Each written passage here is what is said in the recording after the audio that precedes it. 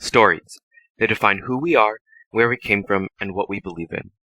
All across the world, different cultures have evolved varying ways of storytelling as a reflection of their cultural and philosophical characteristics.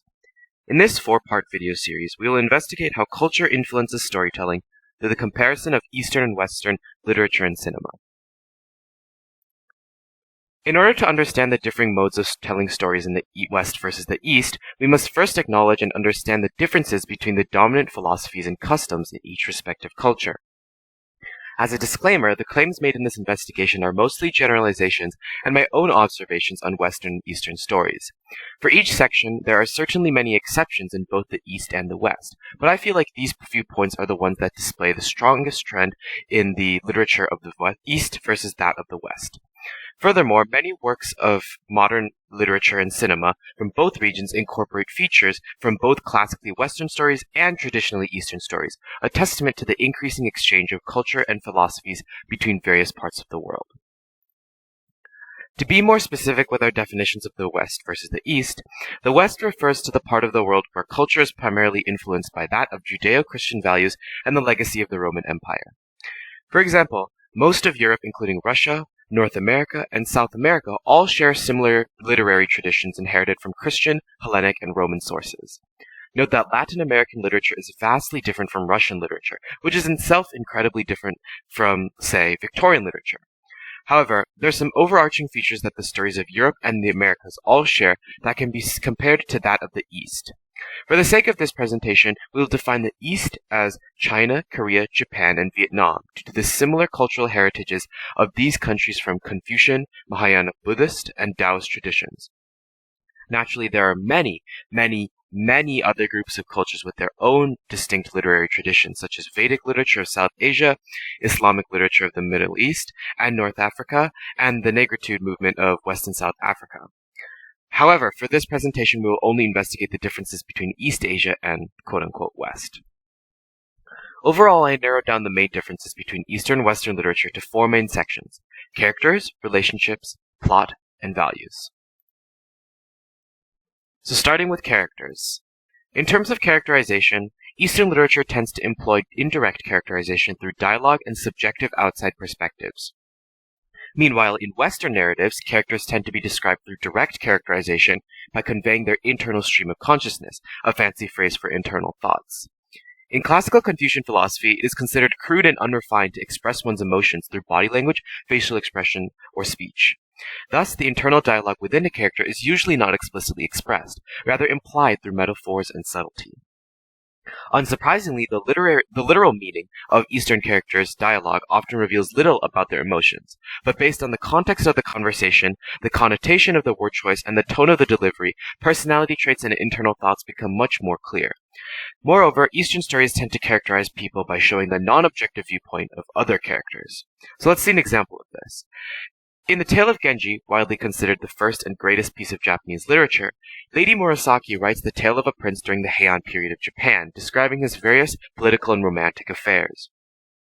A comparable piece of Western literature would be Don Quixote, even in spite of the fact that it was written as a satire. Both stories illustrate the story of a noble class protagonist navigating a complex world of love, adventures, and aristocracy. Here I've chosen an excerpt from each work that serves the same purpose of characterizing the internal feelings of the main character. Murasaki writes, "Even those people who have no sorrow of their own often feel melancholy from the circumstances in which they are placed." Meanwhile, Cervantes writes, "Truly, I was born to be an example of misfortune, and a target at which the arrows of adversary are aimed." Notice the first-person point of view in the passage on the right, while the passage on the left uses broad remarks and generalized third-person hypotheticals to characterize an individual. Not only is characterization performed differently in Western and Eastern stories, but character motivations are also presented slightly differently. Take, for example, the well-known Chinese heroine, Mulan. Beloved as a Disney princess here in the West, we commonly associate Mulan with China itself. However, to Chinese audiences, Disney's Mulan feels more like a Joan of Arc than the Mulan they are familiar with in the original ballad.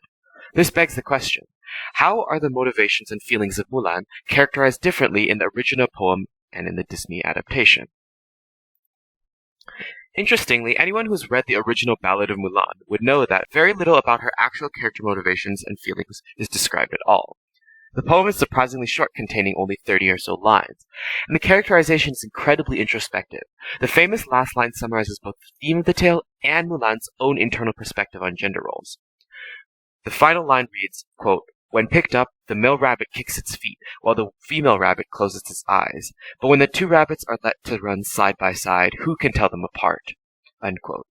Furthermore, Mulan's choice to join the army on her father's behalf in the poem, while explicitly mentioned in the Disney version as a matter of internal conflict, is based on the pre-existing assumption that the reader understands the Confucian values of loyalty to one's country and filial piety towards one's parents. The dialogue and imagery is minimal, even more so for the internal thoughts of Mulan. However, through understanding the poem in the context of its setting and reflective metaphors, the reader is able to gauge Mulan's motivations, feelings, and opinions. On the note of character motivations, the concept of good versus evil is interpreted in vastly different ways in the West compared to the East. In Eastern societies, all humans are perceived as inherently good, only making mistakes due to manipulation, coercion, corruption, or misinformation. Meanwhile, in the West, humans are perceived as inherently evil, requiring a force of light and the practice of restraint to triumph over evil and temptation. These sentiments can largely be attributed to the religious and philosophical backgrounds of each society. In the three-character classic, an extended poem that teaches children how to conduct themselves properly, the very first line reads, 人之初，性本善，习相近，习相远. People are born inherently good. Their natures are the same, but their habits differ. Because of this philosophy that people have an innate sense of virtuousness and are only corrupted by the environment in which they are present in, results in many Eastern stories adopting an interesting method of conflict resolution. Yin-yang philosophy further establishes good and evil as intermixing forces, two sides of the same coin, rather than the opposing forces where one has to triumph over the other, as present in Western stories. Even when there's a flawed antagonist in Eastern stories, the protagonist's quote-unquote triumph over them usually involves restoring them to a path of proper conduct, such as convincing them to give up the material world and become a monk. Star Wars is an excellent example of a classic Western story. The hero undergoes training by an old mentor figure and with the help of determined friends defeats an evil empire by bringing the victory of light over dark. Emperor Palpatine is evil because he is a Sith, dressing in all black and living in an intimidating superweapon. He oppresses his subjects, tries to kill the main character, and sadistically tortures people, traits of a starkly evil person.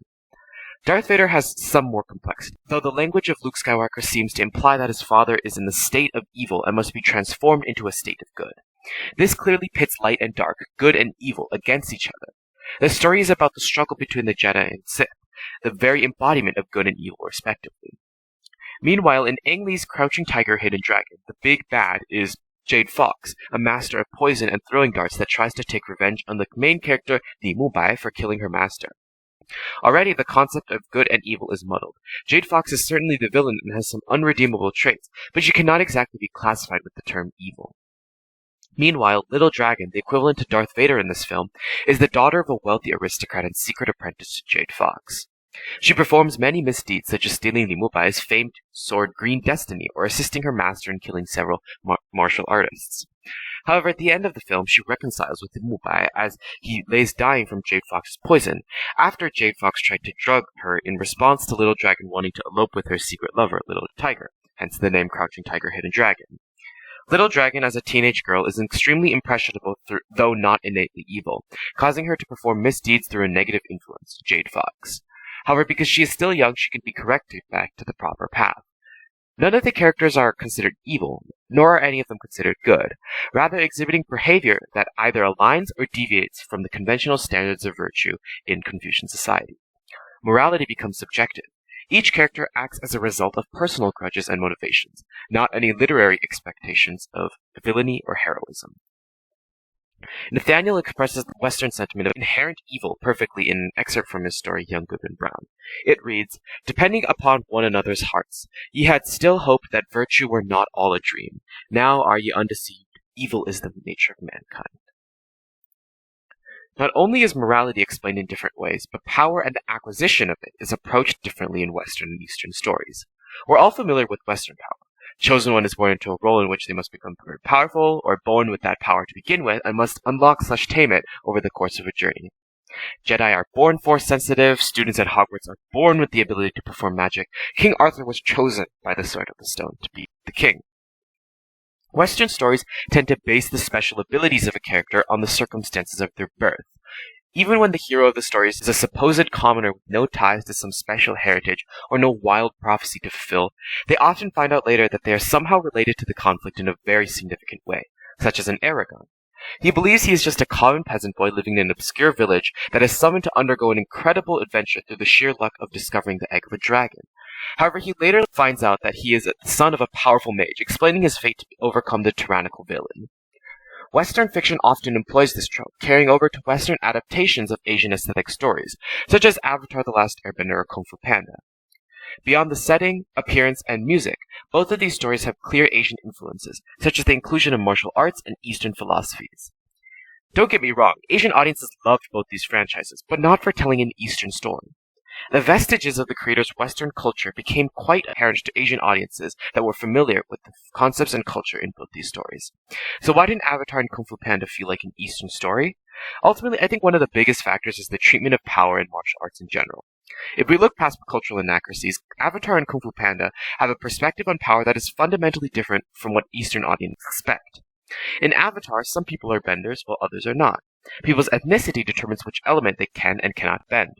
Similarly, in Kung Fu Panda, each animal's physique and biology determine which Kung Fu style they practice. Monkey practices monkey style, crane crane style, and of course mantis praying mantis style.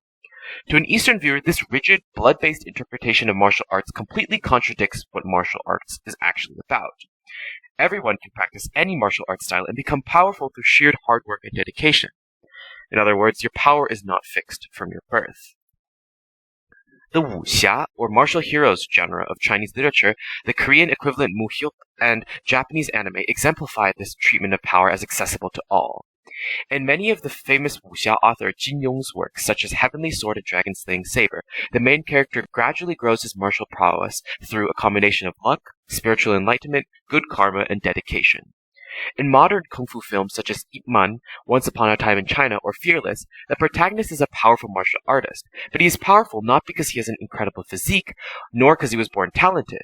In fact, it's quite the opposite. Ip Man's final confrontation with a muscular American boxer, literally named the Twister, highlights the contrast in Eastern martial arts philosophy and Western fighting techniques. Ip Man's Wing Chun technique employs precise strikes to vulnerable pressure points, as well as in redirecting the power of the opponent against them. Meanwhile, his opponent uses sheer strength and physical superiority to dominate Ip Man in the early stages of the fight through strong punches and tight nuzlocks. In Jet Li's Fearless, Huo Yuanjia greatly increases his martial arts abilities after reaching a spiritual catharsis in a farming village, far from the hustle and bustle of the martial arts community. In summary, Eastern martial arts philosophy conveys a very optimistic message. Power is achievable by everyone.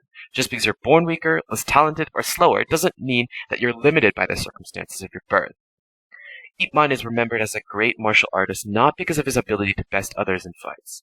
No, he is remembered for his benevolent wisdom and courage to stand up to foreign occupiers. Huo Yuanjia and Huang Feihong are commemorated for their loyalty to their country and persistence in the face of hardship, not their raw power. And that concludes the first part in our 4-part video series on comparative storytelling. Join us next time in the exploration of the differences in Eastern-Western literature with respect to relationships.